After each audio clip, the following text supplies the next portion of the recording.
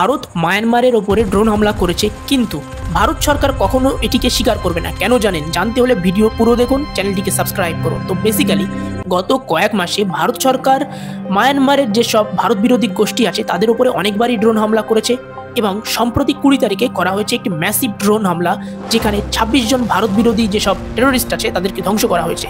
কিন্তু ভারত এবং মায়ানমারের মধ্যে একটি ভালো সম্পর্ক আছে, ফ্রেন্ডশিপ আছে, যেটি ভারত সরকার খারাপ করতে চায় না।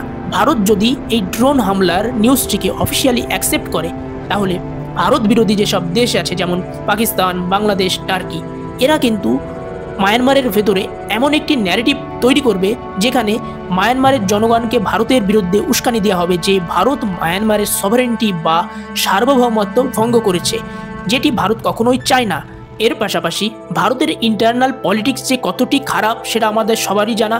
ফলে পলিটিক্যাল পার্টি এবং তাদের সাপোর্টার্স যারা ইউটিউব থেকে টিভি সব জায়গায় আছে, এদের অভাব নেই যে ভারতীয় সেনাবাহিনীর বিরুদ্ধে গিয়ে এরা কথা বলবে এবং কোশ্চেন করবে।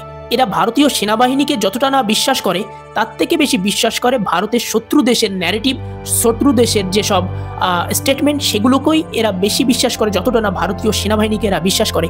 এই কারণে ভারত যদি এটিকে অফিসিয়ালি অ্যাকসেপ্ট করে, তাহলে ভারতে আবার রাজনীতি শুরু হবে এবং ভবিষ্যতে এরকম অপারেশন করতে অসুবিধাই বেশি হবে। যেই কারণে ভারত এটিকে গুপ্ত রাখাই মনে করেছে, যে কারণে এটিকে আননোন ড্রোন বলা হচ্ছে। যেমন আননোন গানম্যান পাকিস্তানে ভারত বিরোধী যেসব শত্রু আছে তাদেরকে ধ্বংস করছে, তেমনিভাবেই আমাদের যে পূর্ব সীমানা অর্থাৎ মায়ানমার, এই অঞ্চলে আননোন ড্রোন এটি একটি ফেমাস টার্ম তৈরি হয়েছে।